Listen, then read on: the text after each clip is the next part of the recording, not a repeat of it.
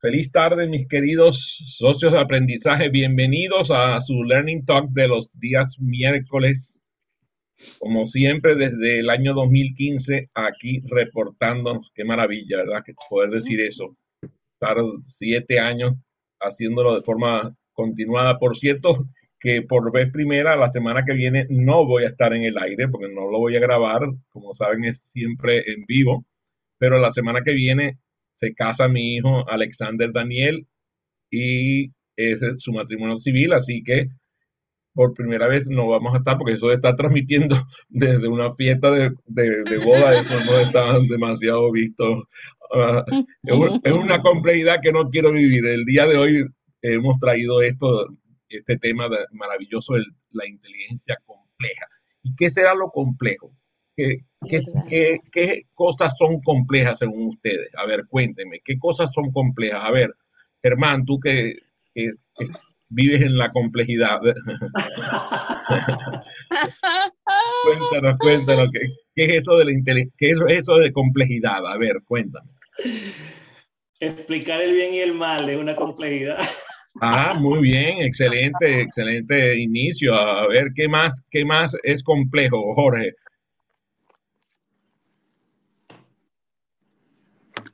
Bueno, Adrián, complejo es llenarnos de muchísimas cosas y no saber por dónde comenzar. Ahí empieza una diferencia entre lo que yo entiendo por complejo y lo que tú entiendes por complejo, porque para mí lo que acabas de, de querer mostrarnos, de denotar, es complicado. Es complicado. Es la diferencia entre lo que es complicado y lo que es complejo. A veces las cosas que no aparentan eh, tener ninguna complejidad no tienen ninguna complicación, pero es complejo de forma profunda. Si yo, por ejemplo, te digo esta frase, a ver si le suena. Padre, Hijo y Espíritu Santo. El Esa, misterio de la La Trinidad. Santísima Trinidad. acabo de El presentar misterio. ante las personas El que misterio. siguen la religión católica y cristiana un misterio que es complejo, pero no es complicado. Fíjate, solamente Padre, Hijo y Espíritu Santo. No tiene nada de complicado. Exacto. Yo no sé por qué Un dogma. no sé por qué la gente se enreda con eso, como si fuera muy complicado. No es complicado nada. A ver, a ver, Arnaldo, tú que vienes de un mundo donde se ven cosas complejas. Y Adrián e invitados. Para mí, lo complejo es lo que es difícil de explicar, porque probablemente lo complicado, estudiando un poco, se pudiera explicar, ¿no? Pero para mí las cosas complejas son aquellas eh, que tú tienes que conectarte más con la parte emotiva para poder tratar de dilucidarlo, ¿no? Entonces, por eso es que creo que ahí es donde está donde se enreda el papagayo, como diríamos aquí en Venezuela, ¿no? Ok. Fíjate que hay cosas que no son emotivas, pero también son complejas. Por ejemplo, la fisiología humana.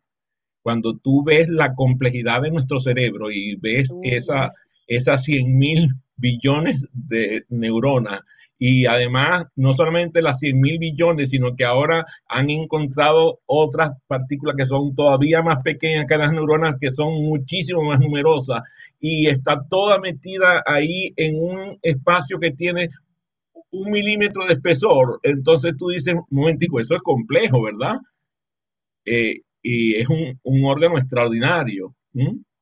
Cuando tú lo ves, de pronto me pasaba Ivonne hoy un vídeo de un extraordinario médico que hablaba sobre las complejidades de la memoria y todo lo que tiene que ver con la salud mental. Eso a mí me resulta altamente complejo. No sé si ustedes comparten esa percepción. Muchas personas quieren simplificar el tema del cerebro comparando un cerebro con una computadora. Yo no he visto algo más, vamos a decirlo así, simple que querer mostrar nuestro cerebro con una cosa tan, ahí sí, tan sencilla como una computadora. Nuestro cerebro de cálculo diferencial tiene muy poco. A nosotros no nos interesa el cerebro por su capacidad de computación, sino por la complejidad de su ilusión. O sea, usted se imagina lo complejo que es pensar que nosotros tenemos una mente que forma parte de nuestro ser y que no sabemos dónde reside. ¿Mm? ¡Qué maravilla! Eso es complejo. Entonces, en términos de inteligencia, no se ve la complejidad en el contexto que se ve, por ejemplo, en un órgano como el cerebro o como los órganos de nuestro cuerpo. Cuando tú ves el contexto general de nuestro cuerpo, aquí está María Ángela, que viene del mundo de la ciencia de la salud, y tú te das cuenta, porque ella estudió odontología, que todos los órganos del cuerpo están conectados con los dientes. O sea, eso es increíble, y solamente te das cuenta de cuán complejo es el aparato bucal cuando se te daña, cuando sufre. Entonces empieza a salir problemas en los pies por un diente, un problema en un riñón por una muela, problemas en el aparato digestivo por la lengua. Y tú dices, un momentico, aquí hay complejidad. No puedes comprender cómo funciona esa complejidad. Incluso a los odontólogos, así como María Ángela, que pasan años y estudian que si la carrera, la maestría, el doctorado, ¿sabes? Y siguen estudiando. Estamos hablando de que estudian la boca, el aparato bucal. ¿Qué es eso? ¿Cómo pueden pasar toda la vida estudiando un solo aparato de nuestro cuerpo? Ahí hay complejidad. Por otro lado, a mí me encanta pensar en cómo nosotros comprendemos las cosas según el contexto donde ocurren. ¿Mm? Cuando tú, por ejemplo, vas a una galería de arte, a un museo, y ves un cuadro, y ese cuadro te conmueve hasta las lágrimas, y tú dices, un momentico, ¿qué está haciendo este tipo aquí, grandote, de 60 años, parado frente a un cuadro llorando como un crío? ¿Ah? ¿Por qué? Porque la complejidad de la expresión hace que nuestro cerebro empiece a transformar eso, como bien dice Arnaldo, con un contexto emocional en donde nos involucramos, y de pronto tú le preguntas y esa persona está pensando en su abuelita, viendo un cuadro de Picasso. Y tú dices, un momentico, yo no estoy viendo nada de eso. ¿Por qué lo estás viendo tú? Porque es complejo. Así es el ser humano. Empieza a entender eh, el objetivo de su vida, yo creo que en el momento de su partida. Cualquiera de ustedes, si quieren, me discuten eso, porque bueno, yo estaba ahí en el punto de partida de la vida, entonces les puedo comentar que sí, se ve la vida distinta cuando uno está partiendo de este mundo. Nosotros sabemos que hay cosas que no son cuantificables porque son subjetivas, y eso tiene que ver no solamente con lo que es subjetivo, sino lo que es cualitativo. Por ejemplo, hablábamos ahora de la belleza de nuestra amiga Tilly, y entonces tú dices, un momentico, ¿por qué le parece bella Tilly? Ah, bueno, porque soy yo. Yo la veo con unos ojos de amor. No importa cómo aparezca Tilly, siempre la voy a ver bella. Esa complejidad que tiene esa forma de pensar solamente la tienen los seres humanos. Los animales ven las cosas de otra forma. Los animales jamás piensan en lo que piensan cuando piensan. Y eso es importantísimo entenderlo. Solamente ustedes reflexionen sobre ese pensar. El pensar cuando piensas lo que piensas. Es ponerte en tercera posición. El ser humano es el único que hace eso. No lo hace ningún animal, por más avanzado que sea. Los animales tienen sentimientos maravillosos. Claro, tienen un cerebro límbico que les permite tener emociones, sobre todo me refiero a los animales mamíferos, ¿no? Porque hasta ahora no he visto a ninguna tortuga llorando por la partida de su familia que la está cuidando. Yo no sé si, bueno, a lo mejor Francisco, como tiene unos poderes interesantes, a lo mejor ha tenido tortuguitas que lloran por él, porque por él llora cualquiera persona porque lo quiere mucho, ¿no? Entonces, pero la verdad es que no he visto una serpiente que nos haga observar el fenómeno del sentimiento, porque ellas no poseen el cerebro que corresponde. Pero cuando nuestro cerebro límbico aparece en nuestro cuerpo, la complejidad aumenta, porque entonces el cerebro límbico no funciona como funciona en los mamíferos, funciona como funciona en el ser humano, que es el único que produce la serotonina y la oxitocina y todas esas maravillosas hormonas que vienen a nuestro cuerpo para producir felicidad. Y nosotros compartimos con algunos animales el cortisol, esa hormona que produce el estrés. A ver, ¿quién de ustedes tiene perro? ¿Quién de ustedes tiene un perro en la casa? A ver, varios, ¿verdad? ¿Y han visto a su perro estresado alguna vez? Claro que sí, los perros también se estresan. O sea, lo que pasa es que nosotros no sabemos cómo es que se maneja el estrés canino. Sabemos la complejidad del estrés nuestro. Nosotros vemos una persona estresada y de pronto ocurre un fenómeno que Glenda, que está por aquí hoy de visita, para mi felicidad, ella les puede hablar de la depresión. O sea, en serio, hay gente que la depresión no la puede entender, porque eso es un fenómeno complejo en el ser humano. De pronto ves a una persona, como pasó con un docente aquí en una universidad prestigiada de la Nueva Inglaterra, un tipo que había ganado todos los premios habidos y por haber, que tenía fortuna, que tenía una familia hermosa, tenía unos hijos preciosos, una esposa que la amaba, y se suicidó porque estaba deprimido. Y tú dices, ¿y cómo es posible? Claro, pues tú no comprendes la complejidad de la depresión. Es un fenómeno psicológico y psiquiátrico importantísimo, que tiene unos elementos de interpretación que nosotros no nos quedan claros. Todavía no han logrado una cura para la depresión. Hay tratamientos para la depresión. Los hacen los psiquiatras y los hacen algunos psicólogos que tienen facultades para eso, pero hasta ahora no hay cura. ¿Y cómo es posible que una persona en su sano juicio, con todos los elementos alrededor de sí que lo completan, vaya y se aviente del quinto piso de un edificio? Y tú dices, ¿qué le pasó a este? Varios libros publicados, fama, fortuna, familia, amor, todo, y se aventó el quinto piso de un edificio. Eso tiene que ver con la complejidad en la cual esa persona habita. Hay paradojas que son normales en nuestra vida cotidiana que son complejas. Denme ejemplos de paradojas. Denme ejemplos de paradojas de la vida diaria que le resultan complejas ante sus ojos. A ver. Bueno, Adrián, acaba de suceder con Will Smith en los Oscars. Para mí eso es una paradoja. Un hombre tranquilo, sereno, con éxito, que logra un Oscar y se para y le da un trompazo al que está hablando porque hizo un chiste. Eso es una paradoja enorme, gigantesca. Gracias por el ejemplo. A ver, otro ejemplo de paradoja en la vida diaria.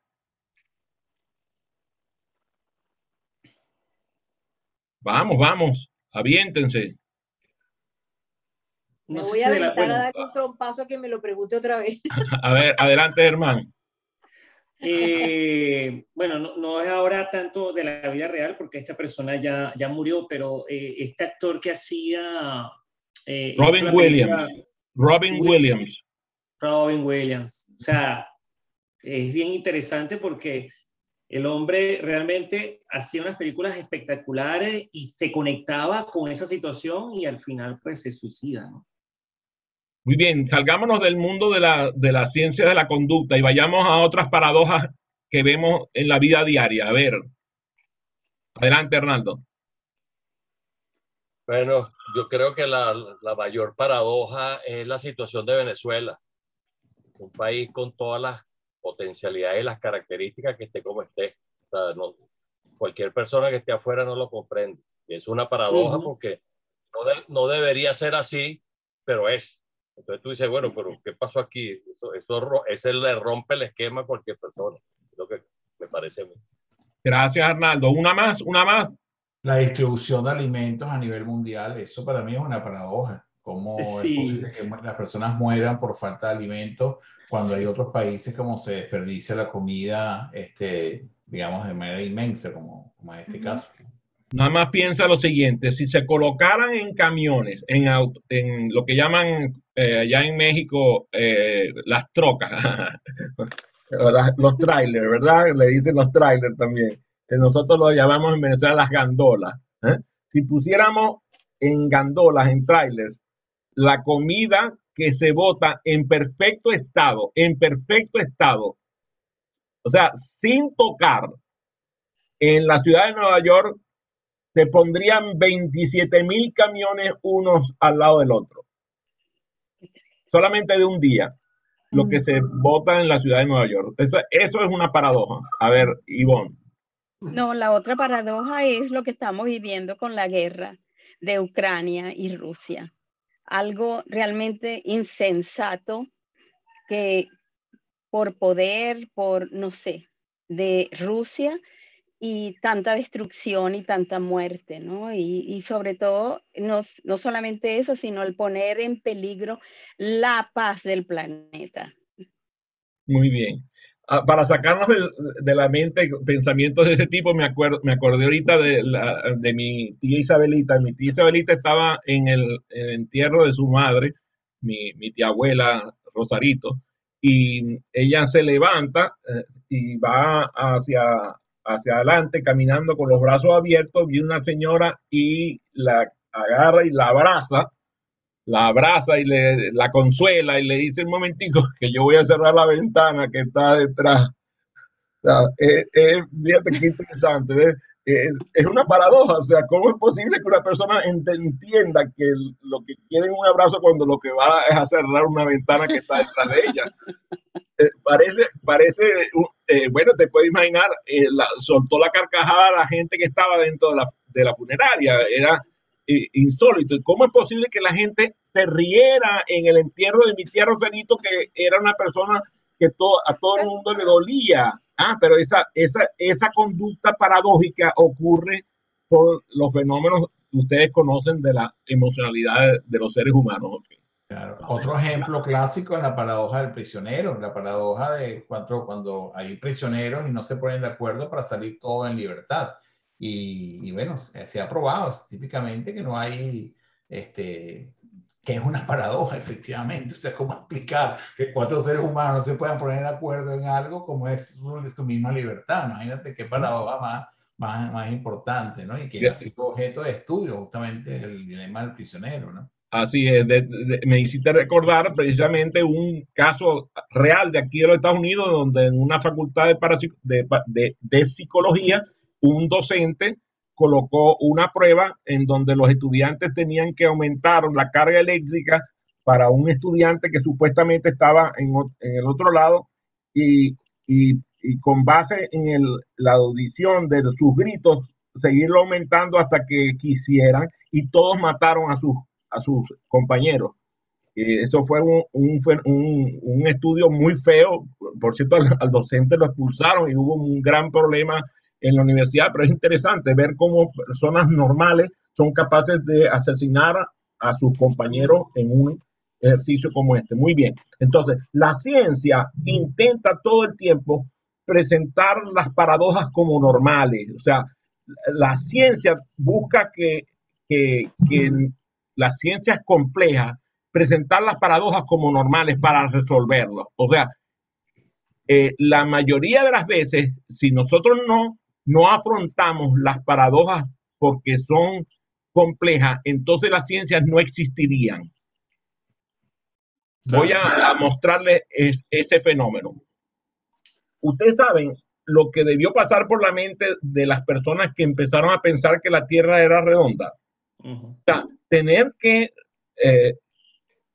romper el paradigma de la planitud del planeta para presentar una teoría que incluso contradecía hasta fenómenos de carácter religioso entre las escrituras.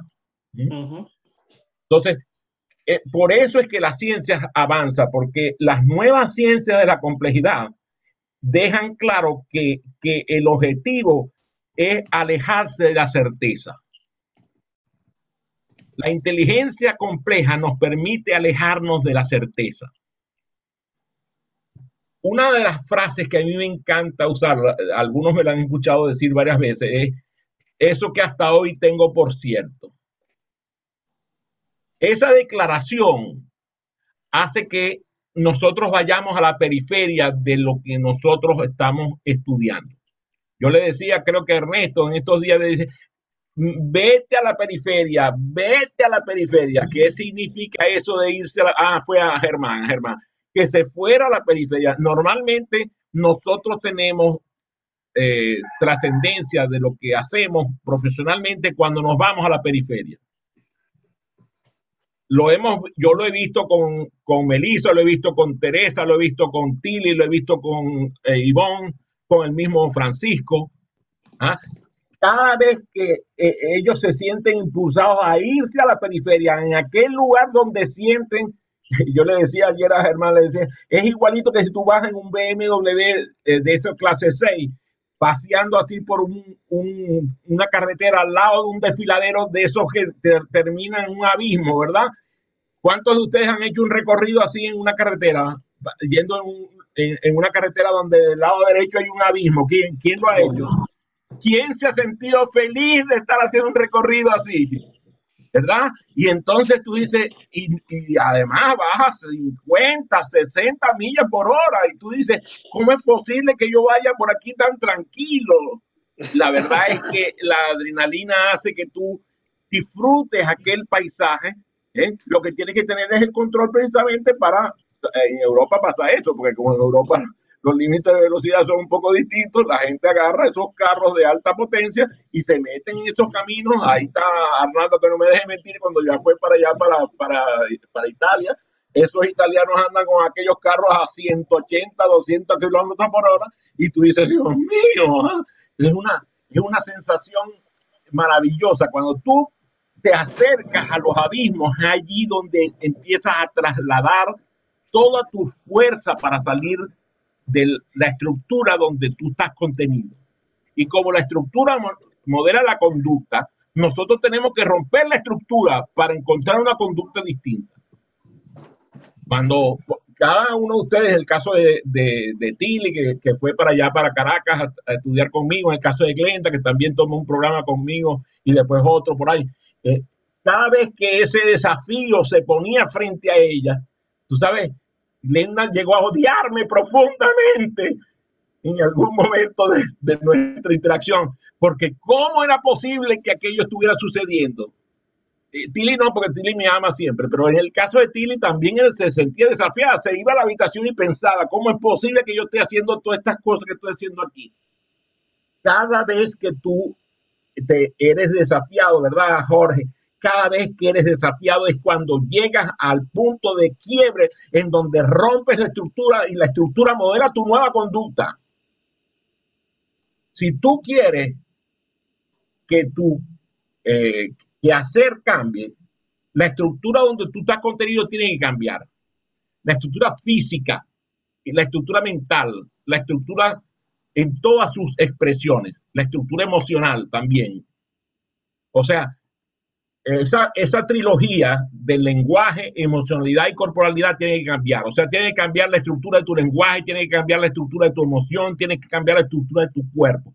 Cuando cambian esas tres estructuras, la complejidad de nuestro ser empieza a funcionar para que nosotros busquemos eliminar las paradojas, y cuando tú eliminas la paradoja aparece el salto cuántico que nos permite avanzar y aprender. Un encuentro con la paradoja nos permite ver de manera diferente, observar las cosas con un punto de vista diferente y pensar que lo que estamos haciendo no es correcto. Poner en entredicho cualquier cosa que nos haga resolver la paradoja o eliminarla. Los patrones de conocimiento son inherentemente paradójicos y dependen del contexto. Veamos, por ejemplo, el mundo donde se mueve Ivonne, que es el mundo de los idiomas. Mientras tú te mantienes traduciendo en tu mente del español al inglés, no aprendes a hablar inglés. La única manera de aprender un idioma es vivir en el idioma. Vivir en el idioma significa escuchar el idioma, significa hablar el idioma, leer el idioma y escribir el idioma. Pero aquellos que estudiaron conmigo en el colegio, algunos de ustedes estudiaron en los modelos de educación que yo me formé, o sea, todos los que se formaron entre los años desde 1900 hasta el 2020, o sea, todos nosotros nos movimos dentro de la misma estructura de la enseñanza de los idiomas. Repeat after me. To be or not to be. That is the question. Y ahí no vas a aprender ni papa de inglés. A ver, escriban. I want to speak English. I want to speak English. I want to speak English. Eso sí, 20 veces, porque no puede ser menos de 20 veces, pues tú sabes. Y tú dices, Dios mío, no puede ser. O sea, así no voy a aprender jamás en la vida. ¿Y cuántos de ustedes les pasó que estudiaron inglés desde el primer grado de la primaria hasta el 5º año de bachillerato? Después llegaron a la universidad y estudiaron los 5 años de la carrera. En todos los años estudiaron el idioma y salieron de la universidad y no hablaban el idioma inglés. ¿Cómo es posible? No hay un fracaso más enorme que el sistema educativo que hace eso. Y resulta que te vas un fin de semana, te vas una semana a un país de habla inglesa y a la semana estás hablando inglés. Yo te lo digo porque yo he visto a mi nieta Anabela, mi nieta Anabela hasta los 2 años no hablaba, pero ni una palabra en inglés, nada, no decía nada, ni una palabra, porque ella nació en un hogar hispano y tú sabes, los hispanos, por decencia, enseñamos a nuestros hijos el idioma en la casa para que no, porque después no lo vamos a lograr si no lo hacemos. Anabela fue a los 2 años al colegio, al otro día no hablaba sino inglés. Lo mismo ha pasado con todos los hijos de toda la gente a mi alrededor. Son criados en el idioma español donde viven, llegan a la escuela y a los 2 años de edad ya no hablan el idioma nuestro. Y hay que entonces ver cómo se hace para que dentro de la casa empiecen a hablar el idioma. ¿Por qué? Porque escuchan el idioma, hablan el idioma, leen el idioma y escriben el idioma y entonces ahí aprenden. Entonces, la paradoja es que nosotros querramos obtener personas políglotas manteniendo la estructura educativa que los hace estudiar en repeat after me. Eso es una paradoja. Yo me acuerdo, llegué a casa de José y su esposa Rina. Él es español, ella es finlandesa. En la casa hablaban inglés, francés, finés y español. Y los muchachos pasaban de un idioma a otro con una facilidad increíble. ¿Por qué?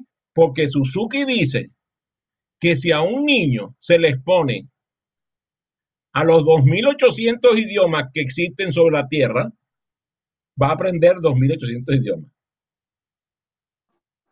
El descubrimiento de Suzuki es gigantesco.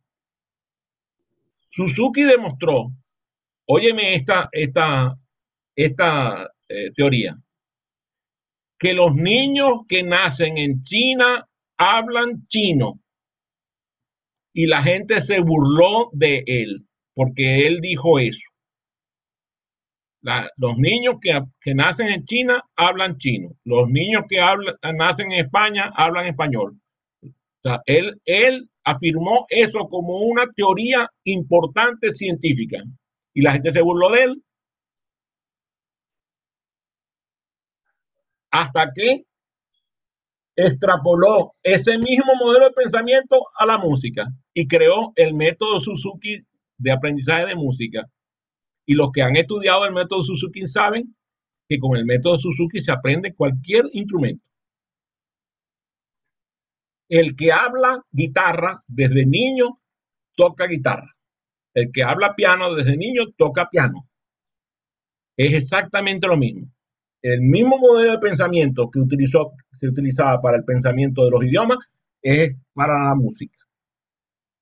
Si a la gente se le educara en teoría y solfeo desde niño, cantara leyendo música. Ahora veamos una cosa. ¿Cuántos de este grupo que están aquí en la sala de Zoom leen música? 1, 2, 3, 10. Bien interesante. Me encanta la mano como hace así. Que hace así, ¿verdad? Sí, Entonces, porque claro, yo lo entiendo porque así fuimos educados en no aprender a leer y hablar música. Entonces, la cuestión que está haciendo la tecnología con inteligencia artificial a nuestros patrones cognitivos nos ha hecho nos ha creado ciertos problemas importantes a la hora de utilizar la inteligencia compleja que tenemos, que no es digital.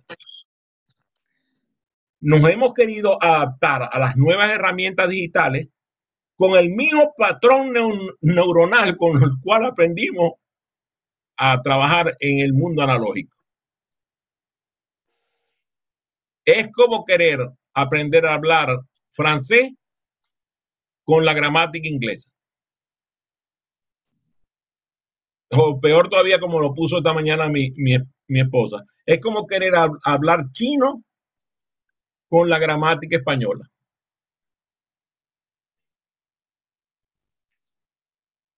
La complejidad que nosotros tenemos en nuestro patrón cognitivo hace que nosotros no nos podamos adaptar a las nuevas herramientas porque los patrones neuronales con los cuales las personas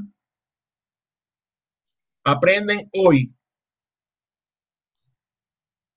a hablar, a leer y a escribir corresponden a patrones analógicos. La complejidad del mundo digital, y de ahí vienen los nativos digitales, a los cuales enviamos a las escuelas con docentes que no son nativos digitales. Y lo vivimos durante la pandemia, cuando quisimos que los estudiantes pasaran a la virtualidad con docentes que no eran virtuales, que no eran digitales, que no conocían.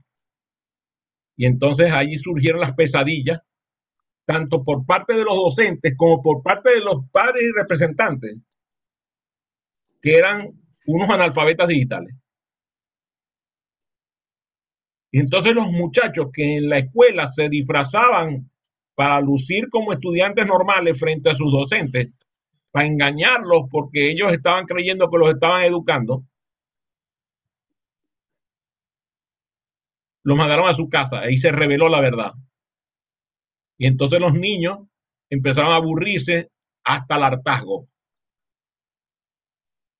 Hasta que quizás aparecía una docente o un docente que tenía ciertas nociones de cómo vivir en el mundo digital, entonces eran más felices. Pero esas son la mínima cantidad. 500 millones de niños vivieron la ausencia total de educación en la virtualidad. Esa cifra es espeluznante.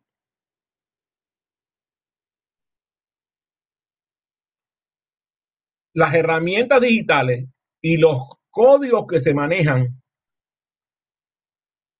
por parte de los creadores de los programas educativos no tienen nada que ver con la complejidad del pensamiento complejo.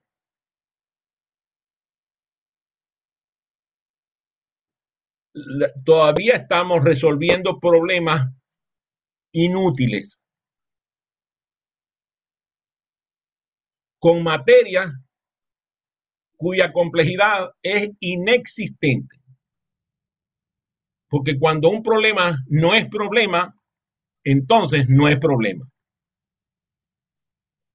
Si el problema que yo le pongo a un estudiante no es problema porque ya fue resuelto y más que resuelto, y que el estudiante lo ve con desprecio porque no consigue ningún tipo de motivo para enfrentar ese desafío, porque ¿cuál desafío puede ser? Si él va a su teléfono celular, le dicta el problema y la resolución se la da el teléfono.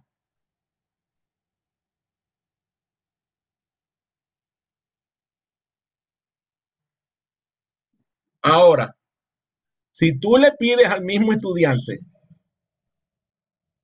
que haga un acto de interpretación del problema, ahí sí el teléfono no le va a dar respuesta. Entonces, la mayoría de nosotros tenemos que buscar la manera de que las prácticas de la vida cotidiana se adapten al pensamiento complejo. De tal manera de que el estudiante no se sienta agredido por el sistema, que lo hace pensar acerca de cómo piensa el autor tal o el autor cual o el libro tal o el libro cual, y no que lo ponga a pensar como piensa él o ella. Si nosotros logramos que el estudiante empiece a reflexionar sobre los hechos de la vida compleja y empezamos a presentarle problemas realmente importantes, y eso lo va a hacer a través de la construcción del aprendizaje basado en problemas y aprendizaje basado en cooperación. Si nosotros logramos que el problema es que cuando no conocemos lo que está detrás del problema, sea lo que estudiemos, voy a volver a repetir, si nosotros no educamos para que nosotros pongamos el problema, no de la historia que está enfrente, sino de la historia que está atrás, para que el estudiante pueda ir a la base del problema, a la interpretación de la razón del problema. El análisis de la situación, el análisis del problema y la toma de decisiones con base en complejidad. Si nosotros podemos saber que nuestro concepto de las habilidades sociales está errado hasta el punto de que el estudiante no vive en sociedad dentro de la escuela.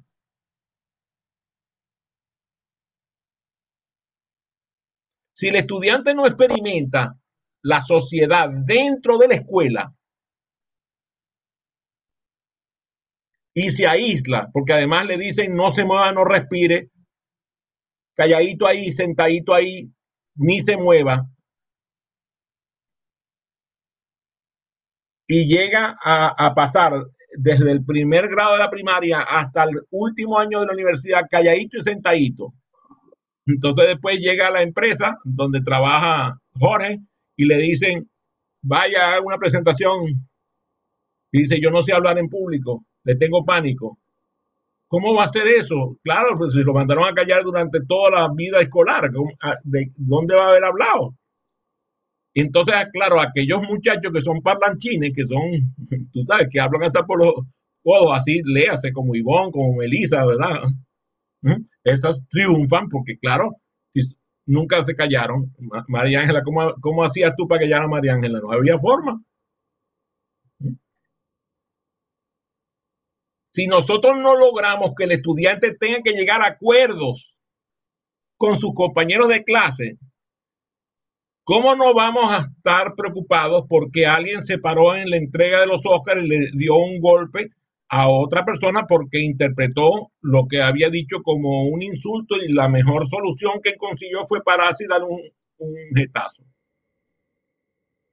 Ahora veremos y van a conocer la cantidad de gente que va a seguir el ejemplo que este hombre dio en público, porque además todo el mundo habla del caso. Ya ha salido en todos los medios, por todos lados, se han hecho todos los memes que se pueden. Entonces verá la gente dando jetazos a diestra y siniestra cuando sienta que tiene que salir como un héroe a resolverle el problema a su mujer o a su novia o no sé cuánto, ¿verdad? En vez de dejar que la muchacha resolviera su problema, que ella lo hubiera resuelto perfecto, mucho mejor que él.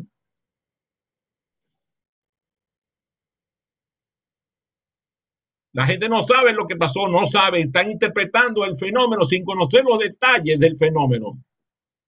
Toman posición y juzgan al uno y juzgan al otro y sacan conclusiones y ya se ponen a favor del uno, a favor del otro, a criticar al uno, a criticar al otro. Pero si no saben lo que ocurrió, no saben, porque uno sabe lo que percibió, pero no sabe lo que ocurrió. Entonces ahí lo que yo recomiendo es callarse la boca y no hablar más del tema. Pero si me van a preguntar a mí de la conducta observable allí va a generar problemas sociales en este país y en varios. La homogeneización cultural, que la vimos ayer, hasta el punto de que hoy en todos los medios, ayer en todos los medios salió reflejado lo ocurrido, en un acto de entrega de los Óscares que estaba totalmente en el suelo. Tiene años que ni siquiera la gente acude a ver la entrega del Óscar. Si yo le pregunto a ustedes cuáles fueron los Óscares de los años pasados, ni se acuerdan, porque muchos de nosotros, bueno, imagínate yo que soy cinéfilo, ni siquiera veo los Óscares.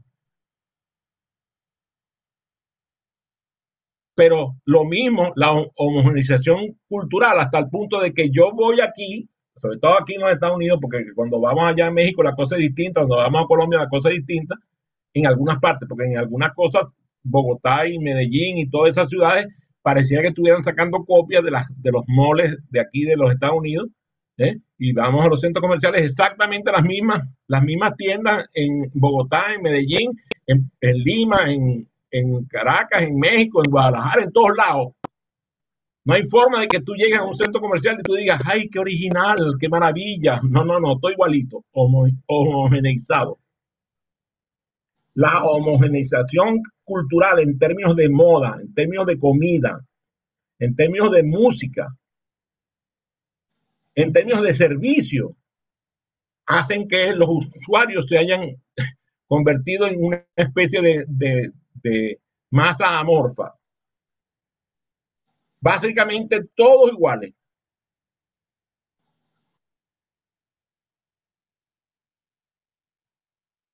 Lo que está produciendo un desecho de nuestras relaciones. La gente cada vez más sola, cada vez menos compartir con sus iguales, menos convencidos de que la solución la tenemos en nosotros mismos. Las diferencias son las que hacen el mundo más hermoso y las diferencias son complejas. Si nosotros queremos ver un pensamiento verdaderamente inteligente, lo vamos a hacer pensando en cuáles son las paradojas que nosotros tenemos que disolver. Espero que les haya gustado esta conversación acerca de la complejidad. Preguntas.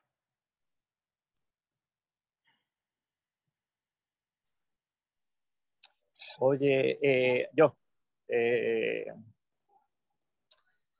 Adrián, o sea, me quedé fue con el método Suzuki. Yo ciertamente ahora tengo 49 años y no sé por qué ahora he comenzado a sentir pasión por tocar el bajo. Es decir, entiendo que hay paradigmas, hay todo un proceso anterior, pero quiero de alguna manera ir a acercarme a la música. Entiendo que hay un dicho que dice, loro viejo no aprende a hablar. ¿Será que ese paradigma se puede romper ahora en los nuevos tiempos? Yo no creo que ese paradigma existe en la mente de personas como tú. Ok. ¿Contesta esa tu pregunta? Total. Gracias, Germán. A ver, preguntas. Escucho sus preguntas.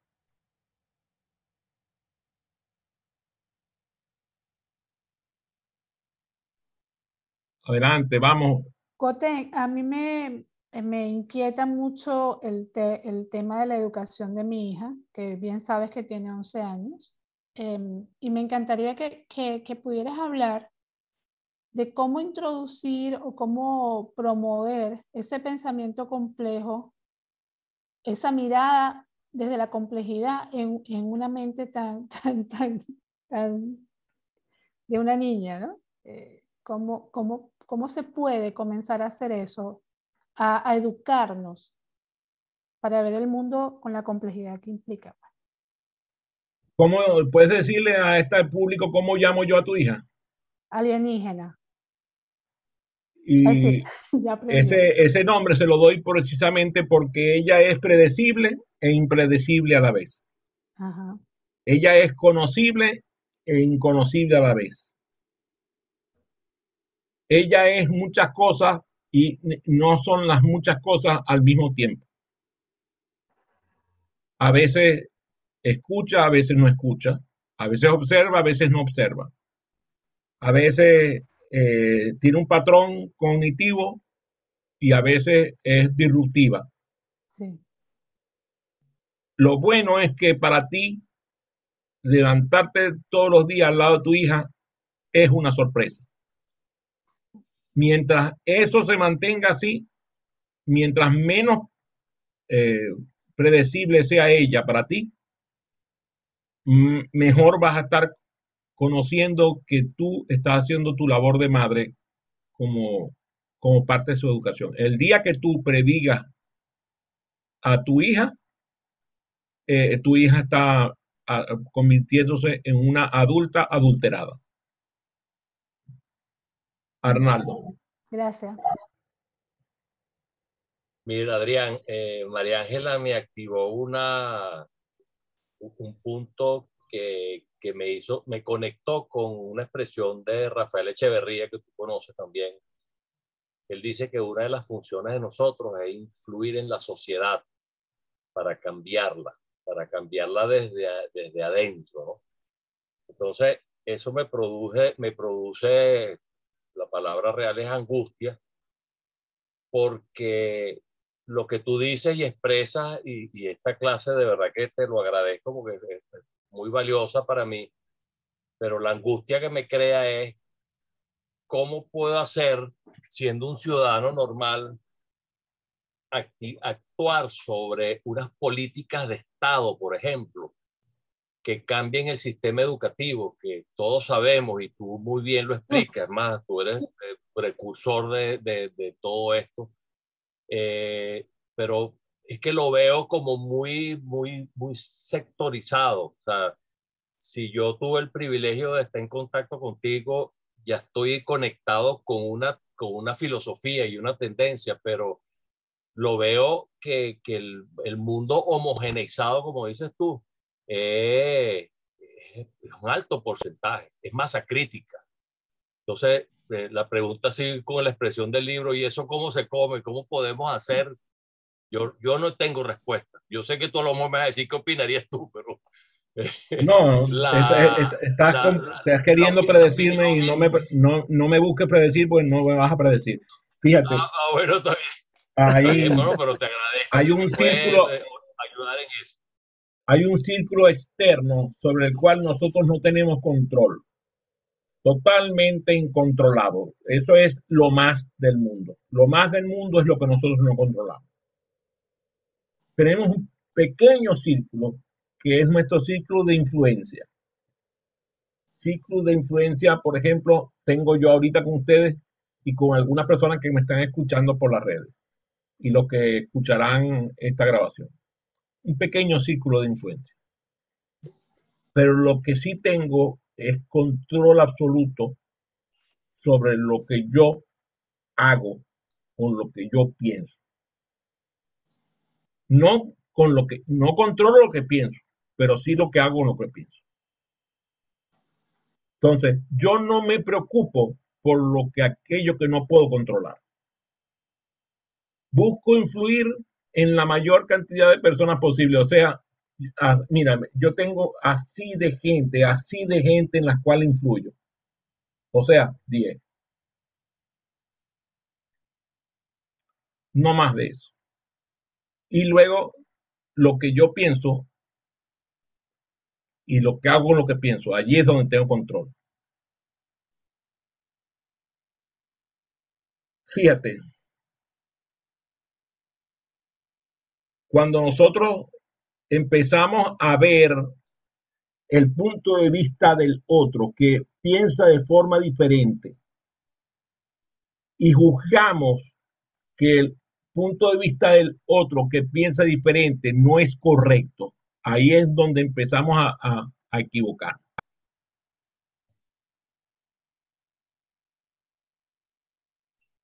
A veces me preguntan, Adrián, ¿cómo haces para soportar una clase con un método distinto a lo que tú prodigas con el aprendizaje acelerado?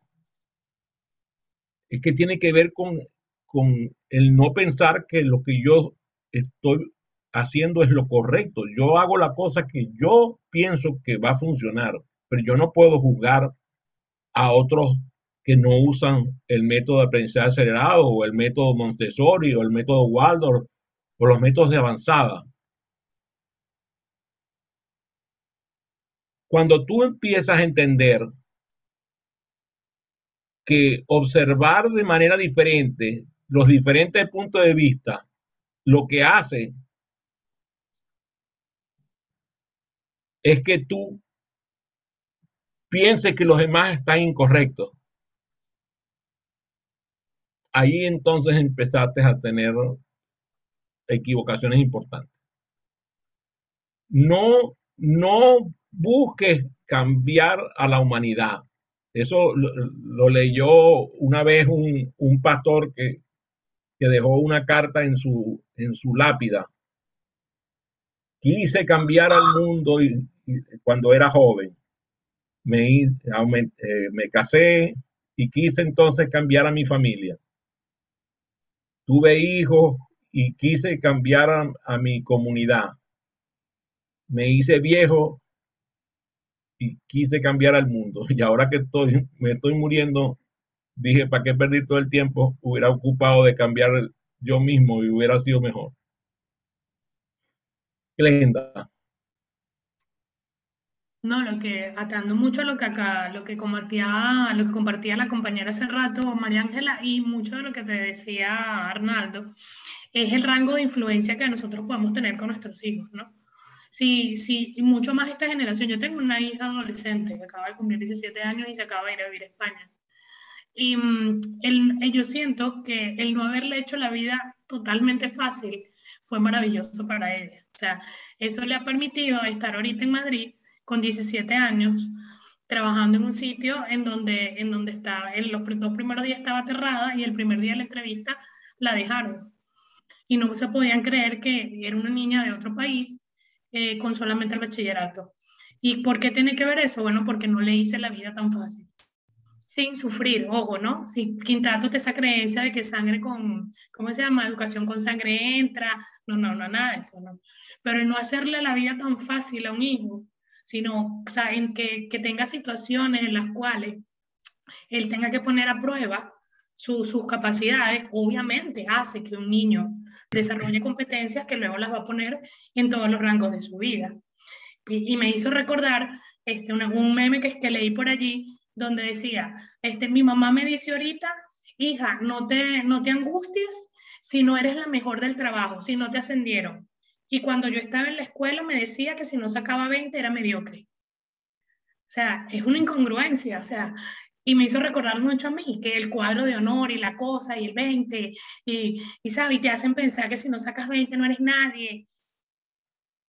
Y la demostración de eso fue que habiéndome graduado con honores, entré a la universidad y el primer año me echó una revolcada de vida que bueno, pues que ni les voy a contar, hasta que por fin conseguí mi camino. Y lo que dice Adrián, aquí está Francisco Duarte, que hace rato lo saludaba al privado. Francisco, Adrián, Arnaldo son facilitadores que yo más nunca olvido en mi vida, Tilly. ¿Sí? Y los he visto. Entonces, esa influencia, nosotros no podemos llegar a creer la influencia que podemos tener en alguien, pero resulta que sí pasa, sí sucede. Entonces, ahí es donde me tengo que ocupar, porque en lo que no me puedo ocupar, no hay mucho que hacer allí. Hay que recordar siempre que nosotros somos los creadores de nuestra propia vida. Y como creadores de vida, nosotros utilizamos las herramientas que están a nuestro alcance. El problema es que hoy sobran herramientas, pero faltan fines. Entonces, cuando tú logras comunicarle a tus hijos que tú tienes un fin de vida y que tu fin de vida trasciende a ellos, porque aquellos padres que cometen el error de hacer que el fin de su vida sean sus hijos, le hacen un muy mal favor a ellos. Cuando tú trasciendes a tus hijos y te ocupas de tus hijos con amor, pero ocupándote de ti. Papá decía una frase que era durísima, durísima. Decía, en las puertas del cielo primero yo que mi padre. Y esa frase para mí fue muy fuerte porque yo lo entendí el día que mi papá se murió.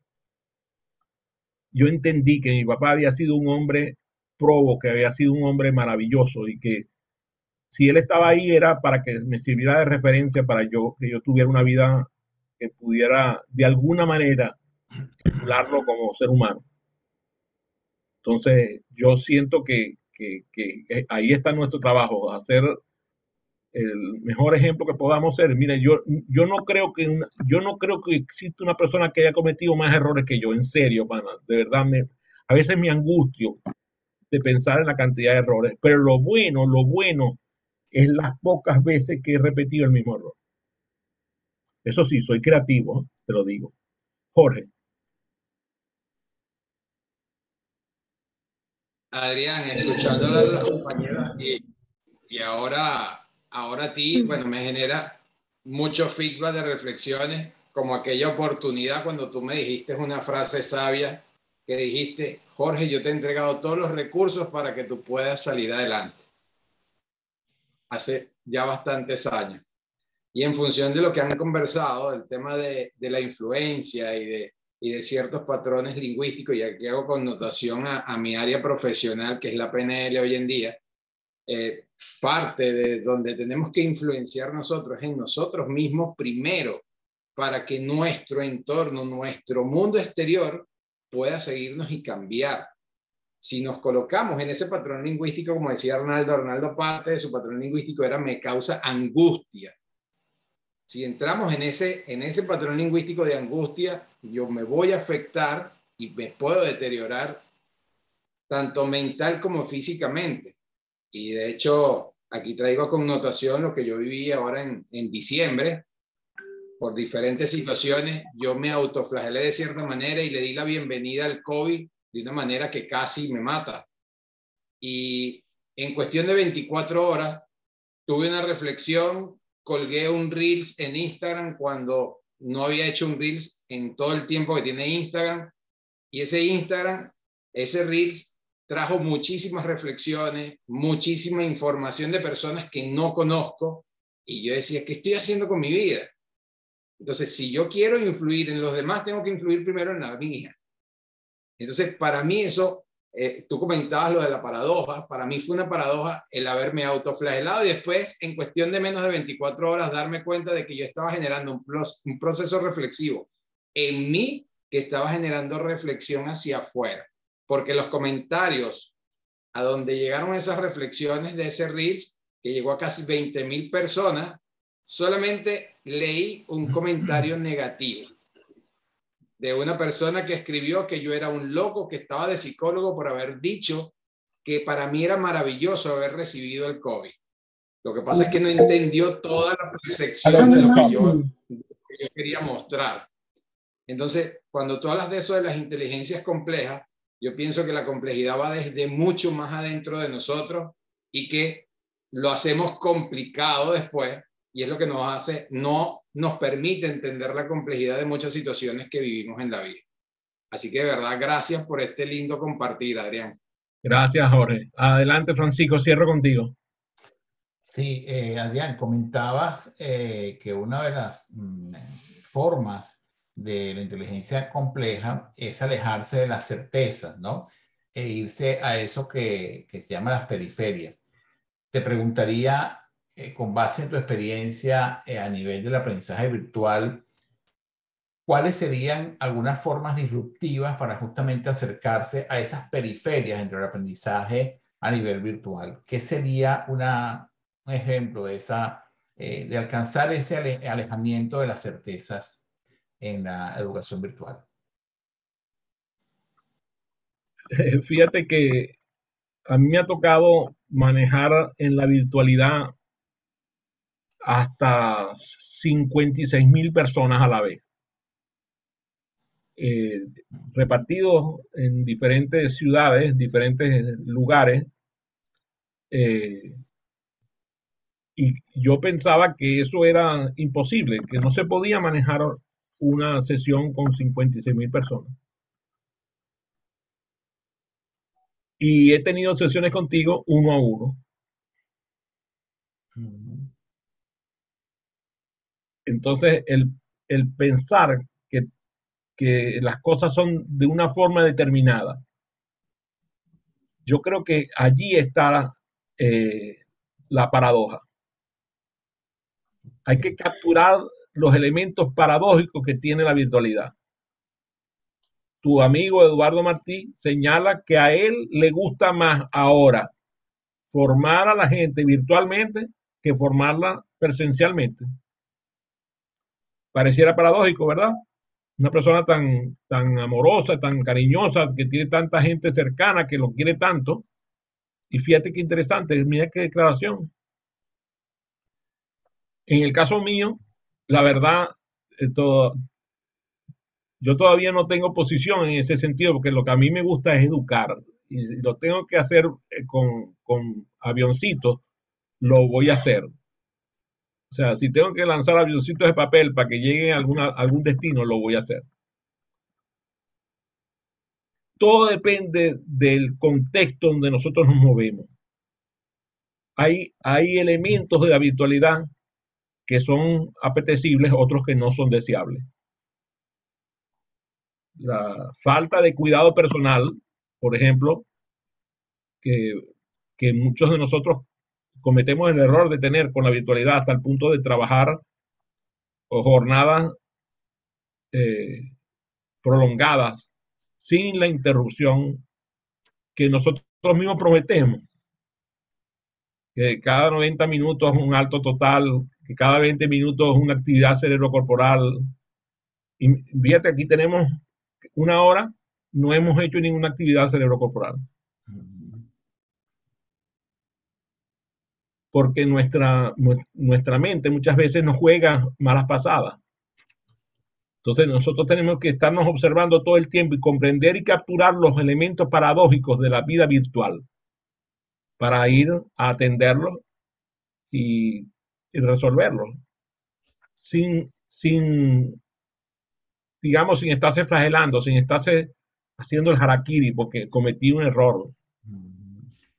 Hace falta que nosotros describamos los nuevos fenómenos que se están produciendo con la educación virtual. Y si hay gente, yo por ejemplo recibí hoy un mensaje de Bob Pike, de la empresa de Bob Pike, invitándome a un taller presencial. Y yo creo que por primera vez no deseé ir a un taller de Bob Pipe. Porque la verdad es que no quiero ir a algo presencial. Y tú dirás, pero ¿cómo es posible? O sea, si a ti te encanta estar con gente, es verdad. Pero, no sé, hay algo que está ahí en mi mente, que es como una especie de híbrido, ¿verdad? De elementos híbridos. Entonces, no sé si contesta esta forma tan inexacta tu pregunta tan precisa. Bueno, fue un gusto, un Sí, placer y un honor compartir con ustedes. gracias, Adrián.